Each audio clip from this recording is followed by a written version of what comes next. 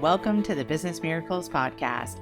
I'm Heather Dominick, founder of businessmiracles.com and author of the book Different, the Highly Sensitive Leadership Revolution, found at differentthebook.com. Since 2010, I've been training highly sensitive entrepreneurs and leaders from around the globe to work less while making more impact and income by doing things differently. I'm so glad you joined me. Listen in and get ready. Get ready for a shift in the way you view yourself, your work, your life. A business miracle. This is a Course in Business Miracles podcast, episode 204, Courage of Conviction. In this week's episode, I share two people who have been on my mind lately and who have greatly influenced my own HSP business leadership journey, and how these two people unintentionally have also influenced my ability to maintain courage of conviction through constant change. I open up about the impact the loss of my mother had at an early age on me, and how my cousin's loss of his mother, my aunt, 2 months later impacted him, and how different choices led us each in very different directions. I also discuss how challenge and adversity present the unique opportunity to practice managing our reactions to change in order to strengthen self-esteem, self-trust, and self-security, and keep us moving forward in heart-guided, inspired action. Let's dive in.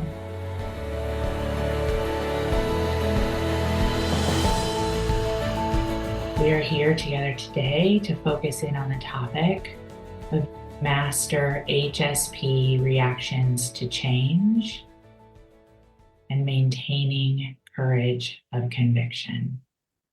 So I've been thinking about two people in particular lately.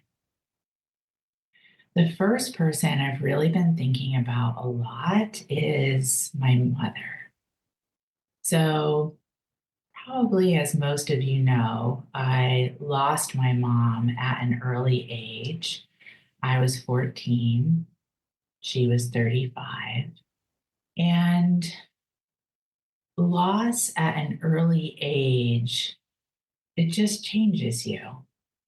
I would say the loss of mother at any age changes you. But the loss at an early age and the loss of a mother at an early age really changes you. Understandably, there's an immense amount of pain, trauma, challenges, and there's also the opportunity, a unique opportunity, a unique forced opportunity to establish your own anchor. You literally don't have a choice. Well, that's not true. You do have a choice. You may or may not know this about part of my story, but my mother died in June of 1985.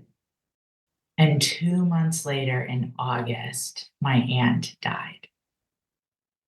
So my cousin, Cameron, and I were 6 months apart. I was born 6 months before Cameron. In our early years, we did a lot together. He was the son of my dad's brother. And it was his mom who died in August, 2 months after my mom. My mother was in a bicycle accident. My aunt, Joyce, was in a car accident.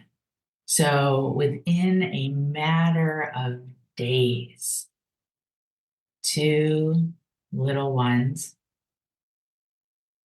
our lives completely changed.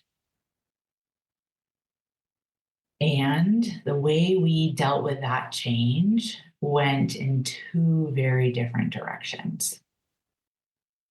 I'm not saying that one was better than the other. Both absolutely fused with pain and trauma and challenges. Mine channeled into unbeknownst to me at the time, my HSP coping mechanism of pushing.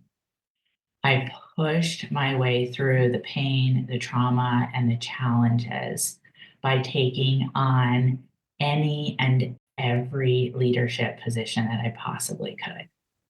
Head of the cheerleaders? Yep, did it. Editor of the yearbook? You got it. Captain of the dance squad? At your service. And on and on and on. My cousin Cameron stopped going to school, turned to drugs, alcohol, knife fights, died when he was 40. And I am here with you. So there is a choice. And as part of my survival, I chose to receive help, support, and to consciously become my own anchor. The second person I've been thinking a lot about lately is Viktor Frankl.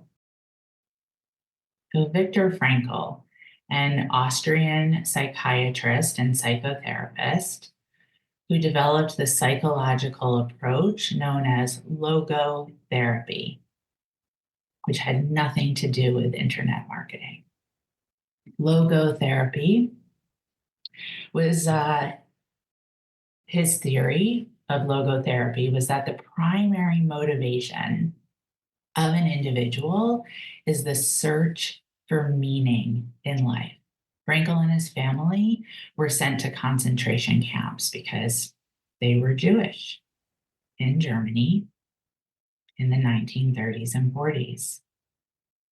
Frankl lost his entire family in the concentration camps, and for himself, observed the brutality around him and theorized that those inmates who had some meaning in their lives were more likely to survive. And then, following liberation, because he survived, he produced the classic book known as Man's Search for Meaning, which he dictated to a team of assistants in 9 days. And that book went on to sell millions of copies in dozens of languages. A less known book by Frankl is the book of Embracing Hope. And there's a quote from this book, and that quote states, "I slept and dreamt that life was joy. I awoke and saw that life was duty. I worked, and behold, duty was joy." Maybe Viktor Frankl, the originator of joy in action. From the book Build the Life You Want by Arthur Brooks and Oprah Winfrey, The Art and Science of Getting Happier, they share that optimism is the belief that things will turn out all right. Hope makes no such assumption, but is a conviction that one can act to make things better in some way. We are in a time of transition. And as part of this transition, we are each being called upon to be the architect of your own destiny, to set your own anchor, to embrace courage of conviction, and to act in service to make things better in some way. That is how we are each tasked as HSPs in business and leadership. My meditation lesson from A Course in Miracles this morning Let me not see myself as limited. Let me not see myself as limited. Let me not see myself as limited. Every morning, as part of that meditation, as part of my own nervous system and energy management, I always write the lesson on a Post-it and I place it on my computer so that I can see it. And this morning, I wrote it 3 times. The people who have needed you and still need you to lead need you. The purpose you're here to fulfill still stands. The key is to stay on course. Please write that down. The key is to stay on course. And this, my friends, is more important than ever, especially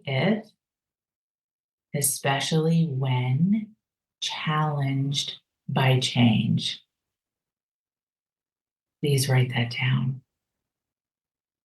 Especially when challenged by change. And there will be a lot of change.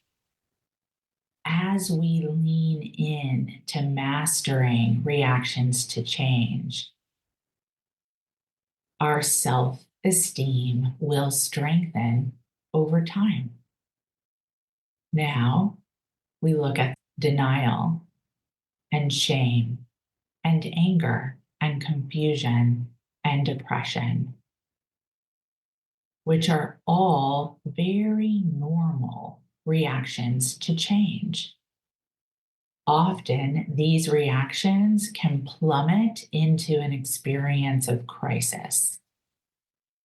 As untrained HSPs, you can almost guarantee to live in a consistent cycle of this reaction to change. However, as trained HSPs in leadership, committed to empowerment, we lean into tools and teachings and trainings such as this one to access the upward trajectory of acceptance. The acceptance is simply the acceptance of change. The more that we can accept that change is constant, the more confidence we're able to access, the more creativity we are able to access, and the more creative, courageous, confident acts of courage we are able to access, empowering ourselves to lead in spite of change, to lead ourselves, to lead our relationships, to lead our businesses, to lead our work environment, to lead ourselves in our lives. This is not the time to rubber band back into old ways. This is the time to create anew. Let's look at driven by fear, guided by trust. So you can use that line each week when creating your focus for the week and asking yourself, for example, where am I meant to let go of people pleasing and let in empathetic awareness? when it comes to work, when it comes to rest, when it comes to play. And then if you find yourself doubting, then you remind yourself, I release, I let go, being driven by fear, and I let in, being guided by trust. Where am I meant to trust more in the guidance I received for this week with work, with rest, and with play? From there, the ability to ask for support is an act of essential self-security and ability to activate self-trust. And I'll say that again. The ability to ask for support is an act of essential self-security and the ability to activate self-trust. This goes back to the reactions to change and the recognition that it is a process over time. To strengthen that self-esteem is to strengthen self-security. To strengthen self-security is to strengthen self-trust. To try to go through that process alone is massively challenging. So you ask for support. Also that, as a result of that, strengthened self-esteem, strengthened self-security, strengthened self-trust, you are able to take the other actions on your plan, all to keep moving forward, to keep the nervous system calm, to keep heart guidance clear, and to keep yourself in inspired action. Breath in and let it out.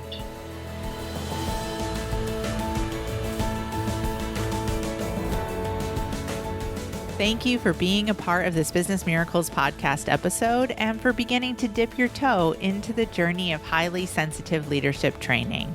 If you are ready to truly use your sensitivities as strengths in all parts of your work and life, I invite you to connect for a one-on-one chat. You will experience being deeply listened to, and together we'll get a sense of whether the highly sensitive leadership training programs are the best next step for you and your highly sensitive journey at this time. Just go to www.claritycall.com to schedule a conversation. We so look forward to connecting with you. Talk to you soon.